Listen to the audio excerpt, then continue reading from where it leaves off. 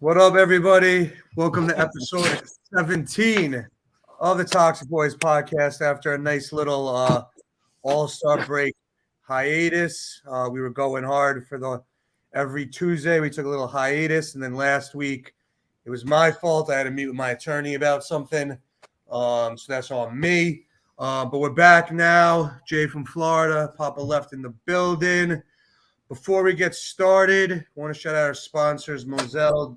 www.winesbymoselle.com, 10% off, hashtag Toxic Boys with a Z.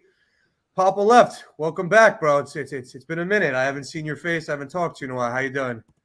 Yo, man, I'm feeling good right now. I'm preparing for this wedding. I can't wait. August 6th, me, Ari, Jay from Florida, going to be in the building. Of course, I'm going to be getting married, but I'm in full wedding grind mode right now, in the gym, working out. I'm thinking of my brothers. I'm thinking of Immanuel Quickley. I'm thinking of Quentin Grimes. I'm thinking of Big Money Mitch. You know what I mean? That gets me through my extra push-up, to be honest. So, honestly, we'll get into the Knicks stuff, but it's good to interact with you guys. It's good to see people in the chat, and I'm looking forward to a great episode. Good shit, man. Well, I'm excited for August 6th. We can get a pop. And Jay, what's good? Yo, we back in the building, man. A lot has happened, man. A lot's going on, but been chilling myself, man. Knicks playing good, life's good. I go to New York for 24 hours on Sunday for work, so we got to link up and do our thing. But everything's good, man. I can't complain, man. We going to the finals. Uh-huh. Nice. Yeah. I mean, dude, let me know what time do you get in Sunday? Do you know? So I changed my flight. I get in at like 10 a.m. Oh, that's perfect. 10 a.m. All right. Yeah. Maybe we'll throw a little event. Maybe we'll get some people again. I mean, I'm obviously down to come hang, but if anyone else wants to come, maybe we'll do a little get together. All right, man. Good stuff, bro. All right, so let's look at it. The Knicks haven't lost in a month. February 10th. Has it been that long for real? February 10th. Friday night. Oh, yeah, February 10th. My bad. Yeah, so it's been a month. It's been a month. February 10th. Right? Literally been a month. If you don't think, for everybody who's wondering, right, on a psychological tip, the fact that they've went it that long and it was aided by, obviously, the 9-game winning streak is the reason, but it was aided by an all-star break with a whole week. You haven't experienced a Knick loss in 27 days. That's so crazy. That and bro, like if you're not on cloud nine, and no pun intended, but if you're not on cloud nine right now as a Knick fan, I understand this. We're gonna get to the concerns. Don't get me wrong. Toxic Boys is still toxic, but as far as like the way the team has played, especially in the last couple games, no fluke, man. No fluke. Earn every bit of those wins, bro. Physical as shit, man. Probably one of the most physical Knicks teams I've seen since the 90s, probably. Like, this team is tough, man. And I said it, February 20th, I was like, the gauntlet starts. If they could get through this schedule and win a lot of games, bro, I'll fall back. They've done every single thing we've asked them to do. So shout out to Brunson, first off, for keeping Randall heads up. Quick for making that jump. And everybody for playing well, man. They really doing their thing. Word. Yeah, so they beat Utah. They beat the Nets. They beat the Hawks. They beat the Wizards. They beat the Pelicans. They beat the Celtics. They beat the Nets again. They beat Miami. And bro, those are all good teams. They're pretty good teams. Those are all good teams. Two contending teams, but those are all good teams. In the back of my mind, I'm like, play the Sixers again. Like, I want to see it. Like, play the Bucks again. I want to see it because to the Knicks' credit, they did play the Bucks a little bit close, right. But every test that you would put forth for this team in the last month, they've saw it, they've passed it, man. You can't really take it away from them, man. That Celtics test was a good test, man, because they showed the ability to kind of keep Tatum and Brown at bay, man, with Grimes and Hart. They guarded them boys up, so they had. I mean. Yo, by the way, Josh Hart won me over. I was people think I'm against Josh Hart because of Cam Reddish. Cam Reddish is just a guy I'm rooting for. Right. But the concern, and it's still a concern with the Josh Hart trade, is that it eliminates this moral victory aspect to development. Like, we are now putting chips in, and Right. yes, we haven't made the big move, but Right. it's like when you make a move like that where you're saying, hey, it's expendable. We got other picks. We can move with those picks, and we can just throw this one away for an addition. You know, clearly it's worked. I mean, I don't think Leon Rose said we're getting Josh Hart and winning 9 in a row. You know what I mean? That wasn't the expectation. It was to shore up the rotation and give Tibbs a piece that he could really rock with. And to their credit, they've eliminated those concerns from people's direct view. Like, no one's thinking about that first round pick. But now that you've played up to competition and you want these regular season games to matter and to define you, right? Go win a playoff series now. Don't give me an L and then I lost the first round draft pick to lose. Oh, they better. Go get me a first round now. The goalpost movers are moving the goalposts. They better. Because I said it a couple times. When you trade a first round pick, you've invested in the season. Now you're a competitive team. Competitive team leverage. You're a buyer. You're a buyer. Right. You're buying. You're a buyer. Exactly. You're a buyer. You're either a seller at the deadline or a buyer. Right. Portland was 2 games under 500 in the 9th seed. They were a seller. Right. They were a seller. We were to a very similar effect. Obviously, the Western Conference is struggling, and the Eastern Conference is the top, a little bit more top heavy. But the Knicks were not like not a 500 team when they made that deal. They were a 500 middling team. It was 9 games ago. Absolutely. And by the way, I don't want to hog the mic, but I haven't spoken in a while.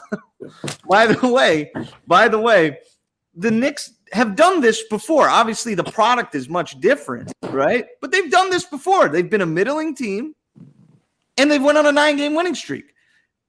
Do I think this team is built to sustain that? Absolutely.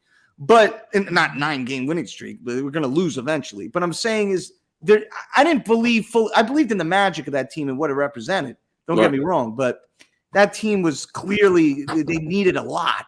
They needed a lot of help, and they didn't have it. This team, bro, and I want to get into the basketball shit with you, Ari and Jay. Every game, it's becoming clear to me that there is not many NBA teams. If I can count it on my hand, I'd be shocked, that can guard Jalen Brunson and Julius Randle on a night-to-night basis. Somewhere, there's a tremendous mismatch. Do you ever notice that? It's like, these little fucking stretch fours and these tween fours. It's not like Harrison Barnes is out there, Let me ask you this. Is Leon Rose a genius? Yeah, but yes, he's a genius for many reasons. Leon Rose is a genius because I've never seen a front office executive as a New York Knick, and I'm going to give him his credit, be so much fucking job security. It's unbelievable. It is nuts. This guy will never get fired.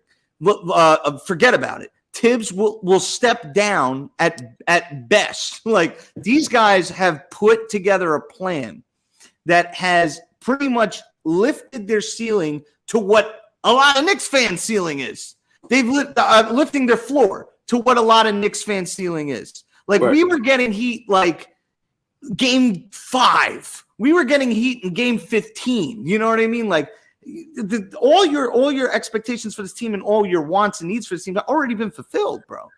To clinch the playoffs, forget about it. They're going to make the playoffs. So now coming into the season, right? Ari, what was our preseason expectations? Not really that way off. No, we're not off at all. I said they were going to be anywhere between a 6 to 9 seed, which, you know, if they get the 5 seed, no one could have predicted KD and Kyrie would have gotten traded, right? So that would have been another spot. Very good point. I predicted I predicted the first round exit, but I didn't say play in necessarily. I didn't say gonna miss the playoffs. I said 42-40. It's a great question from Josh. Josh, I'll post another thing. So before we go through this question, salute to everyone in the chat. JJ from Brooklyn, the original RJ Barrett hater, Son from Brooklyn, another KFTV guy. Angel from Philly. I see you in the building. Drew, Josh, Kamikaze, Mona Star, Stringer, Rock. Salute to everyone. It's good to definitely be back. Part of me was like, you know what? Maybe we should just our absence seems to be helping the Knicks right now. Maybe let it roll. But we're back. But to Josh's question, salute, fellas. I admire what y'all do. I need to ask y'all, feel like the expectation of this team should change throughout the course of a season based on their current performance. Papa, I'll kick it to you first. What are your thoughts on that? I think absolutely you can change your expectations, bro, because things happen within a season that drastically change the narrative, right? Like, let's say, for example, right? The Nets. The Nets. Like, your star asks out. You have a controversy at the beginning of the season. Like, now it's like, for the just let's keep it to the Knicks, right? My expectation coming into the season was that they make the playoffs. However they want to make it, right? Just make the playoff, whether the play-in, 6 seed, whatever. I didn't think top 5. And I said, get me 3 home games at the Garden and establish like what you were flirting with that 2020 season. Establish it. You don't really need to win that. I mean, if you win a first-round series, now you're on the map. Because now people are betting, people are watching you. Everybody's home watching one game as opposed to like everybody in their little cities watching their games on NBA TV and League Pass. Like, well, that's what was so crazy about the Quickley performance, because he got recognized nationally. But let me get back to the question. 3 home games in the playoffs, right? Now, like I said, when you trade away a first-round pick and the acquisition that you got is very it's very clear he's playing with a different togetherness and an understood role of who he is. He's a great role player, man. He is one of the better role players in the NBA, if you ask me. Every championship team has a Josh Hart, and right now you're looking at the way the Eastern Conference is playing out. You telling me that the Knicks and Cavaliers were so drastically different? Like, I don't feel it, man. I do feel Donovan Mitchell's an incredible player, and I feel like he can go nuclear in a game. But if you look at the way we're playing, I mean, so can Jaylen Brown, so can Jason Tatum. The strength of our numbers and the fact that Randall and Brunson are putting up 30 at will, and nobody really can stop both of them. Yeah, go fucking win a series against Donovan Mitchell and Darius Garland and 2 bigs that they don't know how to utilize. Go fucking win that series. Yes. Absolutely. Yeah, I mean, this goes into Toxic Boys as a group, right? Over the season, they proved this wrong. We saw organizational issues, roster issues, coaching issues all throughout the summer and at the beginning of the season. They've got to a place now that they've been playing well, and our expectations have to change. You trade, like we mentioned before, you trade a first-round pick. 2, really? You traded 2, really? Trade 2 first-round picks. Now you're invested in winning that first playoff series. Absolutely. They say that we move goalposts. They say that, the Toxic Boys are switching up. Nah, we're not insane. We're not crazy. If we see, we're 3 good basketball minds. If we see that the Knicks are playing well, we see that they're succeeding, they're doing the right things, and they're consistent. The most eye-opening part about this season is the Knicks are consistent. Every night the effort is there. Every night the scoring is there. Every night they punching. They throwing haymakers every night. That Heat game, I was like, they punching slow in the mouth. And now when you win games, also you develop like a swagger. I think also they got a little bit of swagger to their step right now, Jay. Absolutely. whether it's going out to Tao, right? Like getting all dressed up, going out to Tao as a team. You don't see shit like that. I'm sorry. You don't see shit like that a lot. Yeah, they went to Miami and punched slow in the mouth, and they were relentless. Every game they're relentlessly punching teams in the mouth. So to me, my only concern is, this shit, this level of play, this aggressiveness, this focus, this intensity, this attention to detail better show up in the playoffs. Like, if we're fucking playing guys and we're playing 40, 52 minutes a night and we punching guys in the mouth and we playing at this level, it has to continue in the first round. Yeah, there's no excuse. I think that once they made that trade, it signaled It was like a tell. It was like a signal that they're trying to win now. And if you're trying to win now, listen, win now, man. You know what I mean? If like what you said, Papa, it's like if they traded Randall in the middle of the season, they were blowing it up. Obviously, the expectations changed. You know, you don't expect them to make the playoffs at that point. Everything changes depending on how the season goes. But once you make that, you know, trade a first-round draft pick in order to, you know, get compete now. You know, I'm just saying, if you look at the rest of the trade deadline, it was not a lot of first-round draft picks being moved. I don't think the market was all in excess of second-round picks. I know. The Knicks really jumped the market, and let's just. All right, I'm getting in my Leon Rose bag right now. The Knicks best moves. Praise Leon Rose so much. Take it easy. The Knicks' best moves is when they jump the market. Explain that. You speaking in basketball talk. Explain that. All right, Julius Randle, 3 years, $63 million deal with a team option. I think right. The team option on the third one. That's a pretty fucking good deal. Like they got an ascending in his prime player. That's a Scott Perry deal, by the way. That's a Scott Perry deal.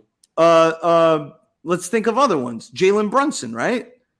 That's like a jump. He jumped the market a little bit. You know what I mean? Now these deals are like, you know, and now think about the Cam Reddish move. They completely jumped the market with Cam Reddish. Cam Reddish was a good talent, bro. And we got him for practically Kevin Knox and nothing. Derrick Rose jumped the market.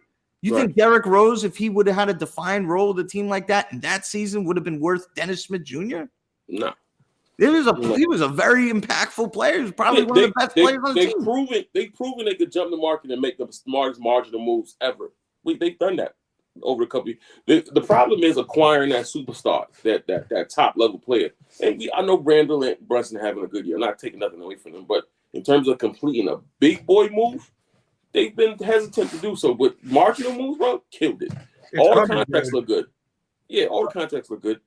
They're getting ahead of contracts. 106. What Brunson's making 106. Randall's probably one of the. I would. I don't care. I don't care what's going on in LA. I would sign up tomorrow for either Kawhi or LeBron to come to the Knicks. I would sign up tomorrow for it. You think so? Yes, I would. Because they connect. We don't need. I think honestly, deservedly so. From what I'm watching, I like PG on this team. I think. All right, Paul George, fine. Give me a fucking established superstar brand name wing that wants to ring chase. Like, give me that. Like, I don't want no fucking unproven fucking guy. I got him already. PG. I just don't think. I don't know how he'd fit. I don't know how he'd fit in New York City. To be honest, I don't know his. I don't know. He kind of like. He's coming with the energy that I need Randall to like overcome, and I don't want too much of that shit.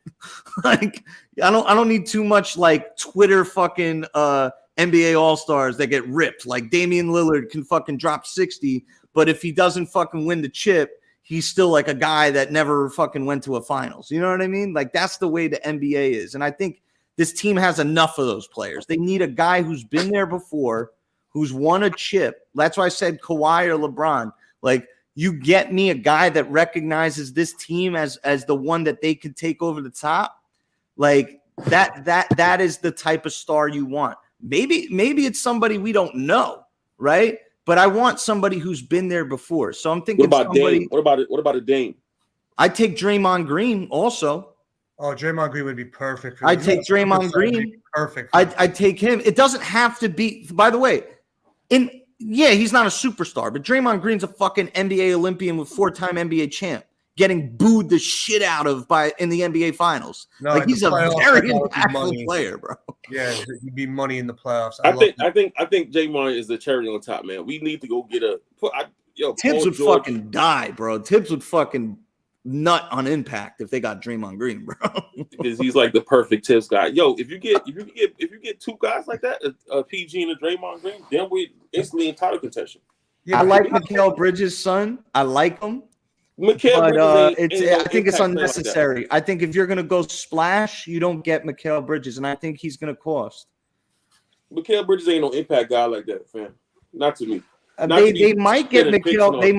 They might, because I think, just putting on my toxic boy hat, like I think like the way they got Josh Hart and the way that they've operated this whole fucking machine is built on relationships. So you seen that clip? Oh, you're not on Twitter. You seen that clip with Kuzma talking to Leon Rose during shoot around? where? I don't know how we're going to pay for all this. You want Kuzma, you want Paul George, you want Kawhi, you want LeBron, you want to re-sign Quick, and you want to re-sign Josh Hart. I think we got some money to get rid of too, Ari. But there's a no, clip I'm saying an option Twitter. of one, Ari. No, I know, but I'm just saying, like, it's like I'm not interested in Kuzma. I'm not interested. There's a clip on Twitter saying with Leon Rose saying, "Yeah, we'll talk. Hold tight, we'll talk." And he hugs him and says, "Yeah, we'll talk." So yeah, but they probably they talk all the time. You know how Leon Rose. I mean, I'm just throwing out an option.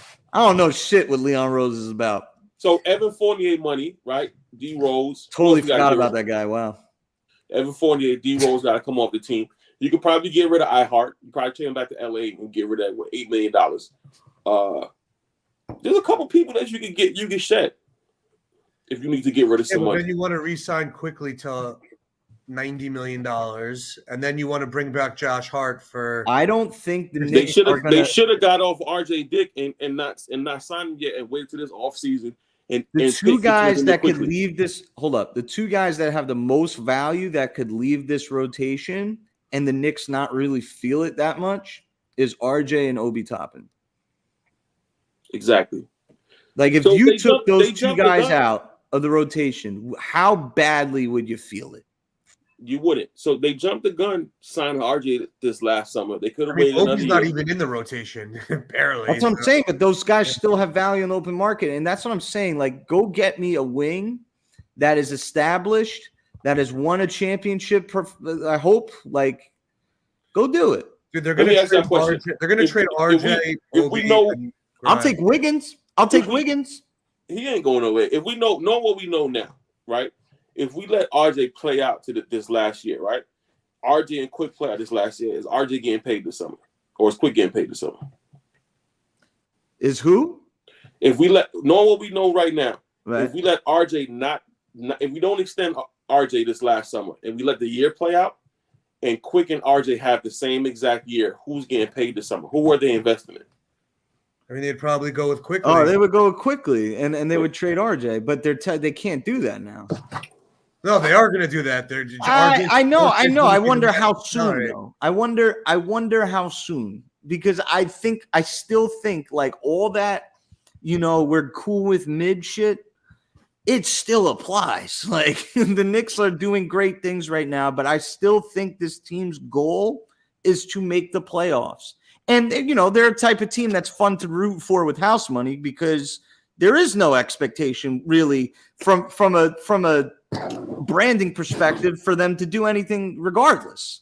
So I think that they can still sell RJ Barrett and wait it out and kind of wait till his value kind of peaks a little bit, because 4 years of a commitment to a guy that's getting benched at the end of games, it's not an easy, and he's better. He's a little better than what he's playing. He's young, you know what I mean? So he's gonna get pretty well lately, dude. He's not been bad. But he's got to the point is that RJ Barrett at 22 is not about to be RJ Barrett at 28. They're gonna be different players, man. Like he's gonna learn so much fucking shit in all these off seasons to expand his game. Like, will he get the right to do that? I don't know. And that's my main concern with RJ is like, he shows moments where he can take hold of games. Those moments are not really catch and shoot moments. Those are like when he's able to create and drive to the hoop. These sporadic drives to the hoop it's hit or miss, bro. He played better without Brunson the other night. I'll tell you that. Or he plays better without Randall. You only play with two stars, and I credit. Ari, I don't know how much you want to go into the basketball, bro, but like I know you got a lot of topics there, but real quick on Randall, right? Randall, he is putting the defense in such a fucking damned if you do, damned if you don't situation, bro. He is a mismatch on isolation where you can't stop him from getting to a certain part of the court. He will back you down. That's when you have to send a double because he will literally back you down and score if you don't. So you have to send a double. And then this guy is now, I mean, his accuracy on these fucking bullet passes is crazy. No one really talks about that shit. Like he's making quicker decisions, and his out is, I'll just pass to RJ, who's wide the fuck open, or I'll just find Brunson. I'll just find Grimes in the corner. Like his decisions is not passing to these fucking bozos anymore. Like he knows it's a good look. Every single person on the court that the Knicks put out there is a threat. Grimes, catch and shoot. RJ Barrett, you just can't leave him alone. You know, he's just he can fucking put up 25 on you. Brunson. Mitch can catch a lob. We got scores everywhere. Who double teamed Randall this last week? Was it Spo or was it the Heat did? The Heat. No. The Heat didn't double him. The team before the Heat. Who we play before the Heat? Damn, I can't remember. Shit. The Nets. The Nets were doubling Randall. The Nets did double. The Nets were doubling Randall. The Celtics before we played the Nets, they were doubling Randall. But the Heat said from the jump, they are hedging on every pick and roll. Right. They are sending a big and they're getting the ball out of Brunson's hand. And Butler spoke on it. Butler was like, yo, Randall went off, bro. But like, we'll live with that. It's just we didn't bring the energy the whole game. That's what he was saying. And there's a large reason why I respect that Heat win, because the Heat made the adjustment. They brought Bam Adebayo on the perimeter. They were throwing all these screening games to get wide open threes for Hero, and the Knicks were petrified of it, and they literally let Bam on Mitch, and they were scoring. And they dug in on defense. Obviously, Brunson was hurt for a lot of part of that second half.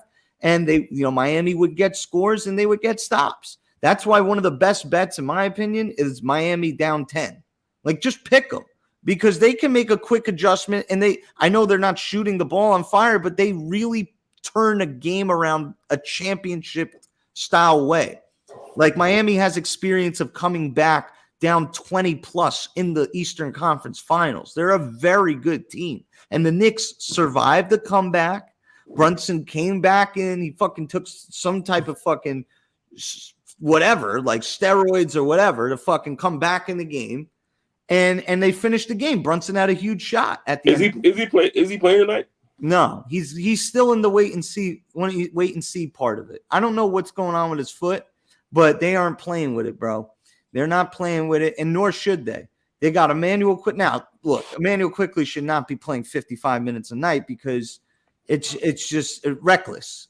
At a certain point, that gets a little reckless. But, 38 minutes, yeah. You give Quickley 38 minutes. You can give him 37 minutes. Should definitely minimum give him 30 to 35. Right. So the challenge for Tibbs when Brunson is out is simple.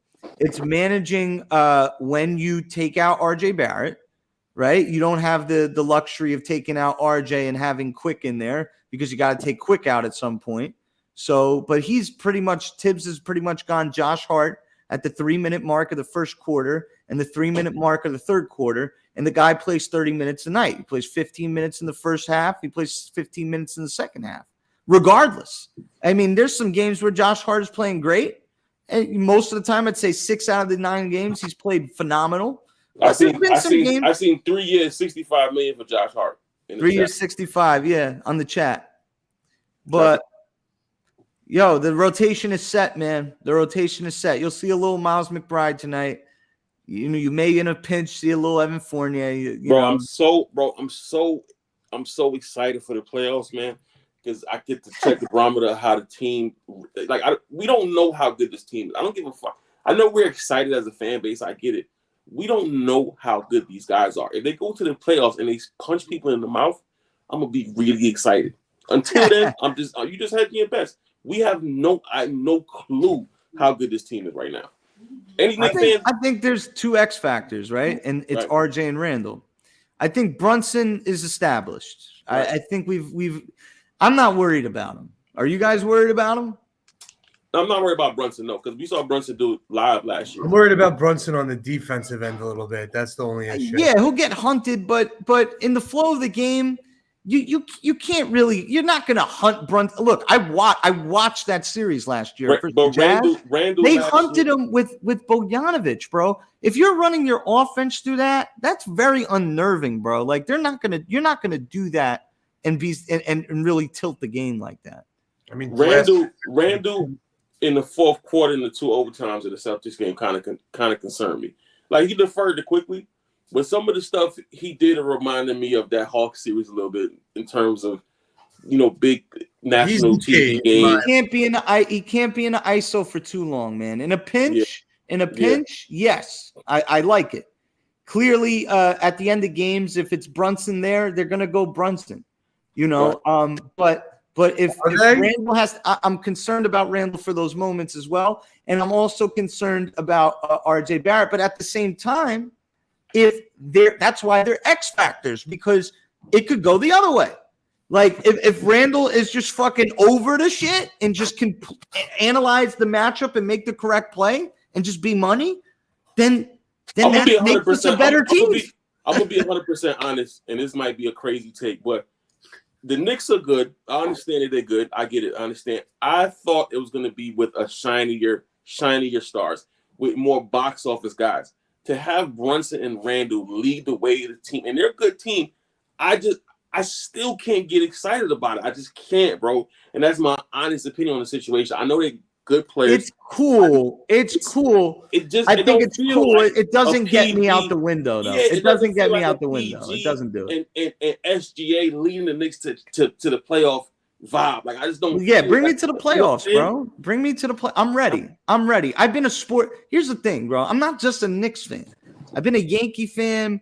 I'm a Jet fan. I'm a Rangers fan, and I'm a fan of the game of sports in general. The regular season is regular. It's exactly what it is. It's a regular season. It's 82 games. We all fucking know who you play, and it's a regular ass fucking season. The playoffs is a fucking crapshoot, or it fucking makes legends, bro. That's where you earn your legacy in the fucking playoffs. Absolutely. I remember every Knicks regular season for all the regularities of shit that happened.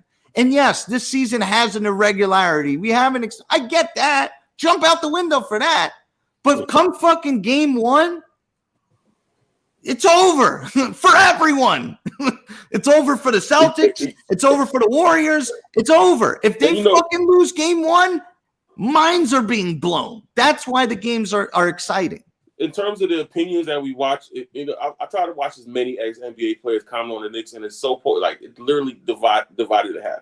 Antoine Walker yesterday said he doesn't see the Knicks advancing the playoffs because they don't have guys that are like that. Then you got KG. KG is locked in and says that he might be able to make some noise. I trust Garnett. So yeah, for Garnett to say that's eye-opening. That's eye-popping. But to me, it's like, all right. Somebody said in the chat, Brunson don't look pretty playing ball. He doesn't, bro. Randall's not a pretty player. RJ's not. We just don't have guys that make the game look easy. And I thought once we got to a winning situation, I was going to be able to watch guys every night that look like Paul George. It looks easy. It looks pretty. It looks presentable. Nah, these guys are just literally physical as fuck, punching guys in the face, and then winning games like that. Shout out to them. But that's what just makes me. You know what I'm saying? Like, damn, we're here. We here. No pun intended, but not with the pretty guys, not with the guys that are box office. That's why we're at best a first round, like a second round team at best. We don't have the ceiling that Milwaukee has, or Clippers or Denver. If Brunson can close, bro, if we are that good, like we just match up well, and Brunson can close, I don't think it's a prerequisite to not win, not make it to the Eastern Conference Finals. I don't think so. Right. Right. I don't know about that. I think a grand, like a really super mega, like that's why the Sixers and the Bucks kind of like shake me now more than look. I'm unimpressed with Joe Mazzulla. Like that guy is giving me nothing right now. Okay, right. But I do think that matters. But the way that team plays together and they've been there before and they want to go back. And they still got they don't have Gallinari, right? But they got Brogdon. They got a Tatum, Brown. But at the same time, bro, like we're kind of built in a similar fashion, physicality wise, to the point where Tatum's soft to me, Brown's a monster, and both of them together are really good. But the rest of that team is kind of trash. Like it's just not that good. Marcus Smart left the game. He's a dog, but Immanuel Quickley was in that game, dropping 38, 7 and 7. He was more impactful. Right. For $2.5 million. The Celtics are in a rough patch right now, but they'll end up breaking out of it, and I think they'll be fine. I mean, they made the fucking finals last year without Brogdon, right? It's like, and the pressure builds. Yeah. The pressure builds. It's a different animal for them than it is for us, and I think they're gettable. The Bucks, the matchup, I don't fucking like it at all. Drew Holiday, physical, right? Giannis imposing, like who's gonna guard him? Yeah, you can't. He's gonna put Randall in a fucking wash. Giannis is Randall's assignment. It's supposed to be Randall's assignment, and he will have to guard him. You can't put Mitch and Sims on Giannis and expect them to do nothing. He will have to guard him. Randall is supposed to guard Giannis. That's the assignment, bro. And when Tibbs, if they do play him, Tibbs got to realize that shit. He's the man. But listen, Harden the other night when he played the Bucks looked engaged, looked locked in. I'm saying in terms of getting his looks and getting his shots. Who won that game? The Bucks? Philly won. I think Philly won. Nice. I think, yeah. But Harden was locked in, man. Harden looked like, prime Harden, right? So if you see him kind of transitioning to taking games more seriously as we get close to the playoffs, that's going to be a dangerous team as well. I just like I said, bro, I just want to get there. I want to see what we got. I want to see how these guys produce when the light's on. I want to see how they produce. If the Knicks win a first-round series, Ari, if the Knicks win a first-round series, like you're not gonna put me in any series in any matchup where I'm not like thinking we're going to the finals, bro. Milwaukee? I don't give a fuck. We're going to the finals. We won a first-round series. I don't give a fuck. That's where my head would be. Like I'm out the window at that point. I will I was gonna say this on Knicks Fan TV if it wasn't too late last night. I was gonna call in, but you know the term like jumping out the window? Yeah. I will guarantee everybody I'm the last motherfucker jumping out that. I'm jumping out the window after it happens, no matter what happens. That's just the way I operate with the Knicks. Yeah, I'm not counting the fucking ring, bro. I'm just thinking about it. No, but I'm saying if jumping out the window means Eastern Conference Finals, I'm not going to jump out the window until they make the Eastern Conference. I'm too too much trauma, dude. I got to see it to believe it. PTSD. Or I trust it. That's Knicks PTSD. That's it. Yeah. If they make the Eastern Conference Finals, I'll bow down, bro. Y'all got it. I wouldn't be on Tibbs. I wouldn't be on Tibbs. I would leave it alone. I wouldn't be in favor. I still think we can get better at that position. But if you got through 2 series and you beat 2 coaches, your program beat theirs. If Tibbs is an ECF coach, he's not going anywhere, bro. That shit is over. Bro, there's no point. The conversation dies. If they win 1, he's good enough, dude. That would be amazing. The Knicks haven't won, bro. Literally, the Knicks have won 1 series since 1999, bro. Yeah. At 1 year. If they win 1 we lost in game 6. And we almost fucked that up. Remember game 6 when Boston threw the press on us? And like we were up by 20. And then there was like the fourth quarter and like Melo, Shumpert, and we couldn't bring the ball up. And we I do remember that. That's the Knicks PTSD shit. Because I'm not just a Knicks fan, I'm a Yankees fan. And when the Yankees blew that 3-0 lead, that traumatized me for a very long time. And then when the Knicks were up 3-0 against Boston and J.R. Smith was out the fucking window showing up on game 4 with the black suits saying it's going to be a funeral, and we lost game 4, a soft loss at home, and then lost again. And then we have to go to Boston and play game 6, and we were up by like 15, 16, and then we just blew the lead in a matter of a minute. Like, you don't count nothing with this fucking organization. Like, go ahead, enjoy. Like, I'm with you, but there's reality smacks everyone. It's not the Knicks, bro. If the Warriors lose game 1 of any series, it's the dynasty's done. You know what I mean? Like, that's what you're chasing. You're chasing that level of disappointment or elation. Like, right. Knicks lose tonight, I won't give a fuck. Again, I'm sorry. Like, it is what it is. But if the Knicks lose a playoff game, I'm going to be fucking distraught. Yeah. I think they kind of blown their load too early. I want them to lose because I want them to not have the pressure of trying to continue the streak and playing so intense and so hard. It's tough to play with that intensity and that much energy. I'm not with that. I'm not with that. I disagree. I think it'd be better if they just eventually. I disagree with that. And then they fucking go back to normal. And they can just gear up for the playoffs. The most important thing is to get healthy for the playoffs, dude. If you feel you're the shit and you're doing the things the right way, you should dance on the fucking court like Immanuel Quickley did. I didn't say not dance. I just said I'm just saying they have. I want to see them play this way because they're playing with confidence and they're playing with swagger right now. And I don't want them to lose. I want them to win these games because there's no lesson they can learn in one of these losses. To be honest, what are they going to learn? Is that they're not invincible. They know that. But I don't know if they know that right now. Josh Hart hasn't lost in a Knicks jersey yet, dude, and it's been a month. Like they're going to probably win tonight, and it's just going to continue. It's like Knicks by 30 tonight. Knicks are winning by 30. Either that or the Hornets are going to win. There's going to be like two. Salute John Talento. Salute to you, John. Arthur. Yo, if you haven't already, hit that thumbs up button. That's what gives us the algorithm. It's been a couple weeks since we've been back with the All-Star break, and my issue. It's a Poppa Left sighting. I think we may have broken our live stream record. I think we reached like 63 people at one point, which might be our live stream record. But hit the like button, hit the subscribe button, share it on social media. Listen, they're coming for us, gang. They're coming for me and Jay. Papa's been a little MIA. They've been coming for me and Jay, and we've been 10 toes down. We still hanging in there. It's I consider our these clowns that come for us, Ari. They ain't been Knicks fans that long, right? They don't have memorabilia from 30 years ago. They're casuals, bro. They can't tell me shit about the Knicks. I love this team. I want excellence. Sorry. You know what's funny? The thing that I think that's funny is that never have. I know for a fact I haven't, but I'm pretty sure. I mean, I don't know if I can speak for Papa, but I know that Jay also when have you seen a tweet that when is a narrative changed? And you saw a tweet and you decided to dig back into the archives and expose someone like that, like someone that you don't even know, you know what I'm saying? Like without them firing shots at you first. Bro, they're losers, bro. They got too much time on their hands. They want to be famous.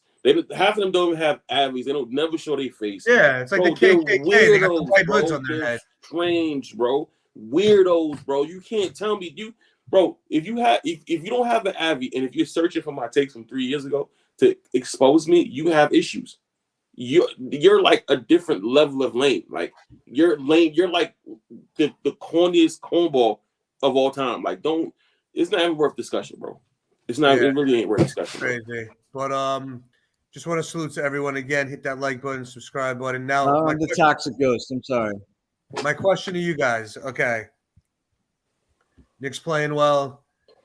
They get the 4 or 5 seed. Let's say they either lose in 7 games or they win the first round and then get washed in the second round, right? Front office got some decisions to make, right?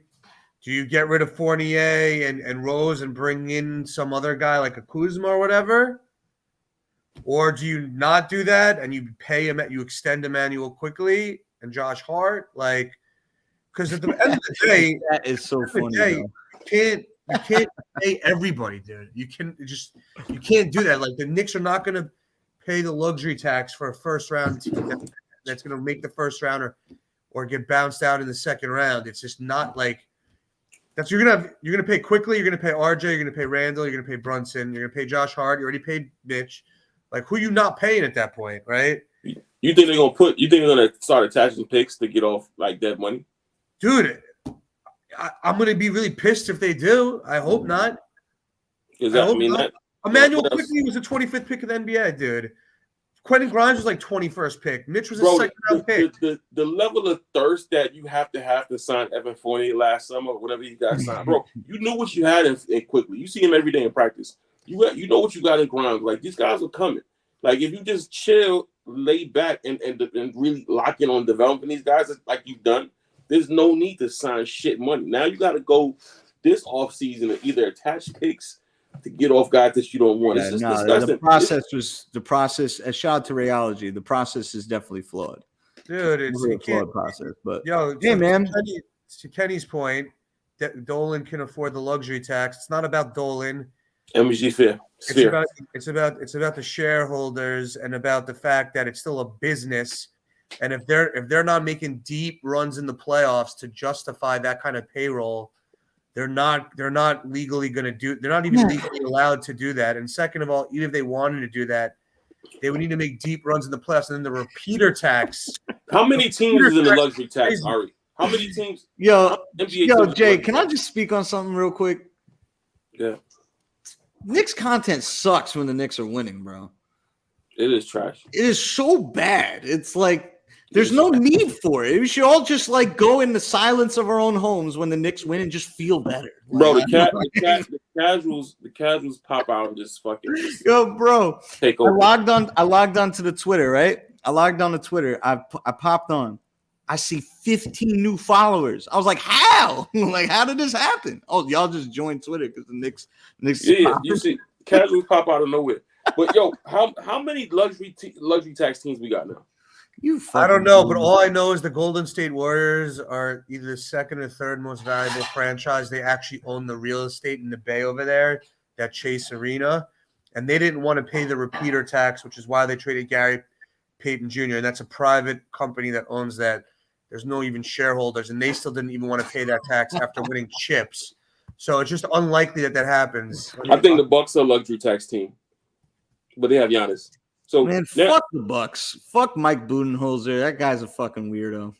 Yeah, but we talking about it. So the whole point of the conversation is teams that get into luxury tax have no doubt about it. Players on their roster, no doubt about it. Coach on their bench that they know every year guaranteed they're gonna make a deep playoff run.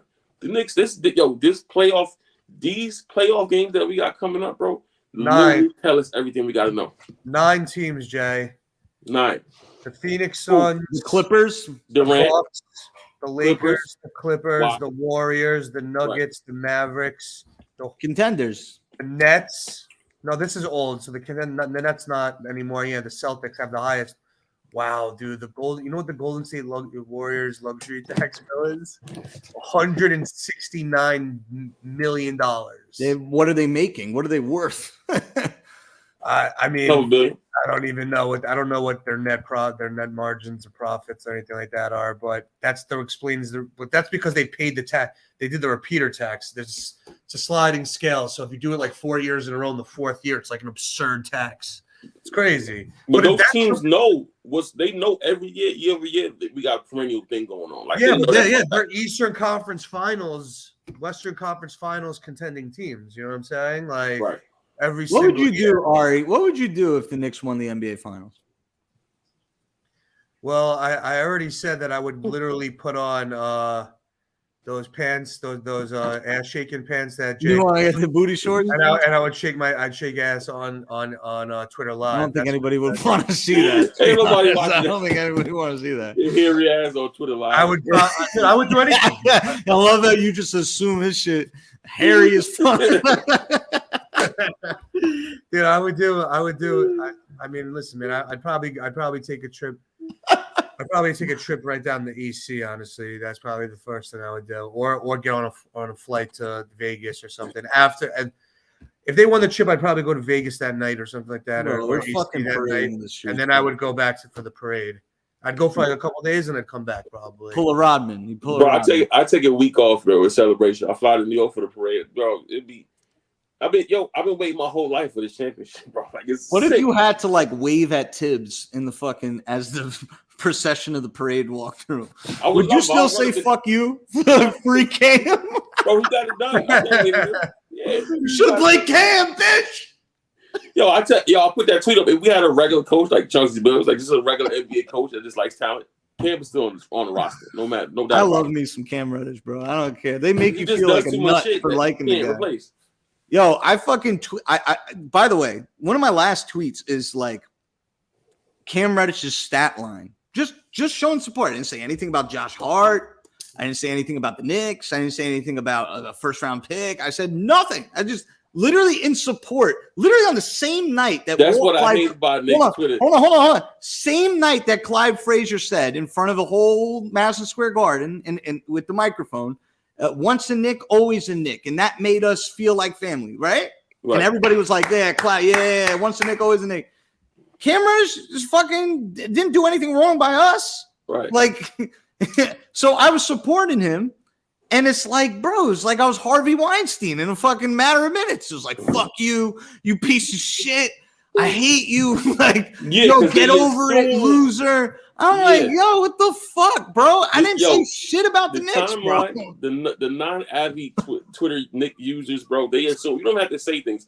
They don't understand mutual exclusivity, bro. They don't understand that. They're maniacs, bro. I've never seen nothing like that, bro. Dude, Jay, the guy, what's his name? Franco.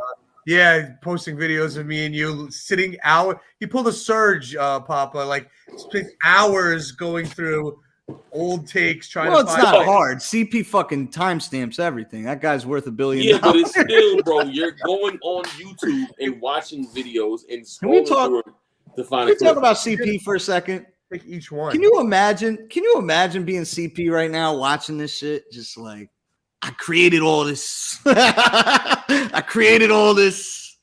You killed it, man. I mean, CP's the godfather. We should all just stop. Let Knicks Fan TV just rock out. I don't understand. There's one show.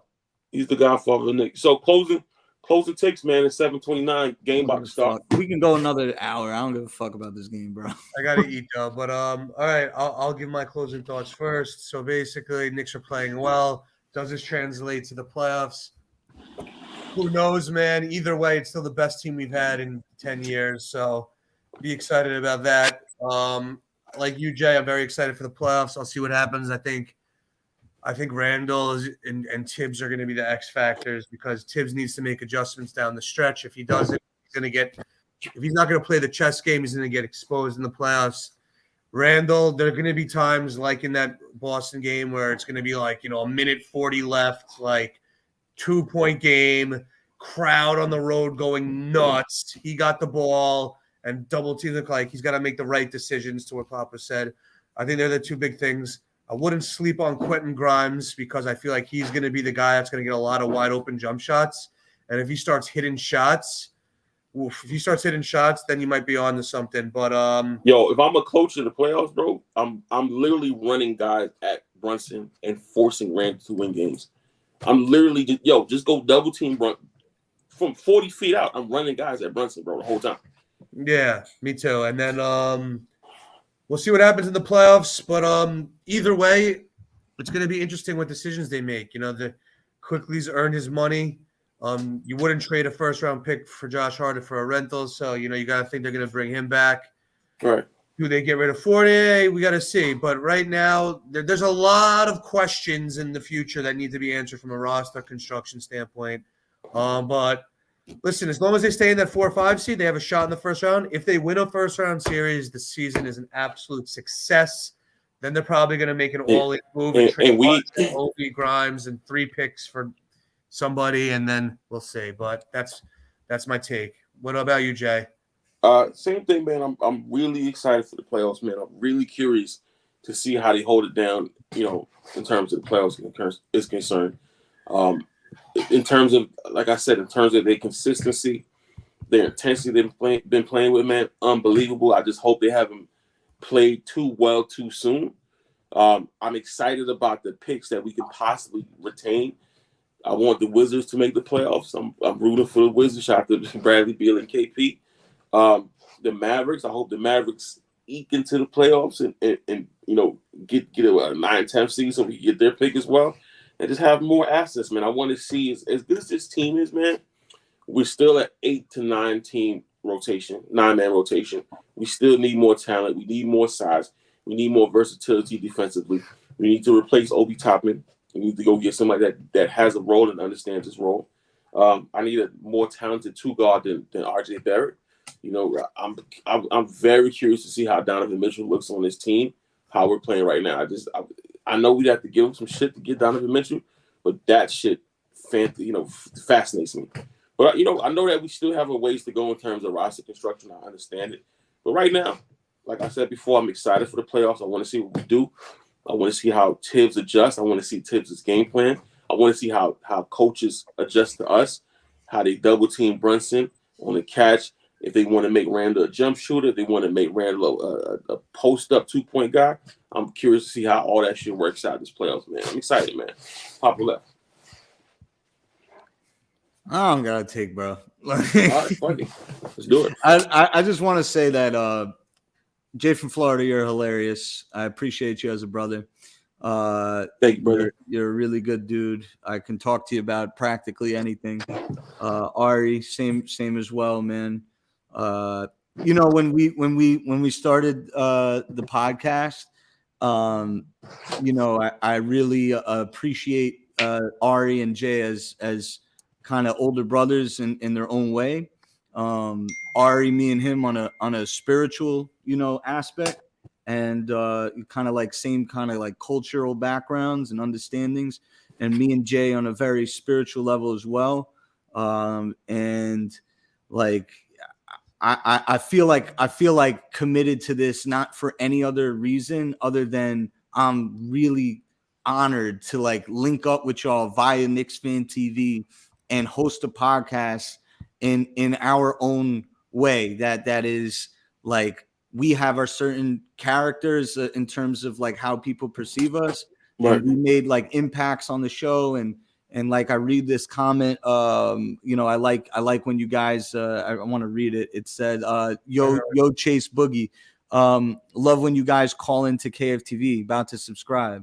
Like that's dope, man. So like doing this show is fun for me. There's no expectation. That's why I laugh. That's why me and Ari and Jay, we laugh. Like when people say like, oh, y'all doing this for clicks. Y'all doing this for money. Like, bro, please. Like, I would fucking love it. Listen, man, I want you to keep going, Poppa Left, but we are literally the biggest in the game. I go on a lot of different content spaces, YouTube. They literally have whole segments where you discuss the Toxic Boys, where you discuss the proportional outrage against negative Knicks fans is hilarious. It's crazy, and we leave. You would think the entire fan base is just fucking pissed off that the Knicks won. It's like us three, state and South. That's it. That's it. It's crazy, man. It's crazy, and it's not even us. Half the time, we're just like, "Hey, great game." Crazy, man. Yeah. Dude, I don't think there's an accident. Listen, man, when Toxic Boys started. And you look to your bottom right, it says hold everyone accountable. And we've been doing that. And ever since we've been doing that, had a pretty good season. So, I just find the timing interesting with that. So whatever it is. But we show up all the time. Besides the All-Star break in last week, because my fault with my attorney. We're still here every week. So we only missed 2. And we're going to be back next week. If you haven't already, subscribe. We're 18 subs short of 500. And we're going to bring on our first guest, which is probably going to be JD. We're going to figure it out. We're 18 subs short, right? If you can get us 18 more subs, we're going to bring on guests and we're going to get like really aggressive with it and get on good people. I know people. Papa knows people. Jay knows Ian Begley gonna pull up the Toxic Boys. That's a movie. Yeah, dude, I got some. Listen, I have some people in the mix. We all do. Ian Begley's coming to my wedding, bro. Absolutely. It's gonna be hilarious. My wedding is gonna be nuts, bro. Like the mix of people there. Nick Collison's gonna be there. What are you doing, Papa, on Sunday? Oh, we gotta do it. Jay's coming into the city. Yeah. We'll meet at his place. I was checking to see if there are any soccer games on Sunday, but there's not, unfortunately. But we'll figure something out to do. We'll do brunch or some shit. If any of you guys are going to be in the city, if any of you guys are going to be in Manhattan in the chat, hit me in the DMs on Twitter, and we'll all meet up. CP the artist said, when y'all get to 70,000 subscribers, you can have me as a guest. CP, that's fake. Yeah, IG subscribers is fake. You mind them. Yeah, he buys followers, but it's all right. I mean, 70,000 has me as a guest. You should start doing like pictures of the Knicks, like do like Tibbs and RJ Barrett. Bro, you get your dick sucked on Impact, bro. Like instant, bro. These Knicks Twitter girls be like, love you. "Oh my god, Bro. I loved your painting of Tibbs." DM. All right, we good? Would you like to we smash? All right, for episode 17, Ari from Manhattan, Poppa Left, Jay from Florida. We out. Take that, Jamie. Right on your fucking logo. Deuces, guys.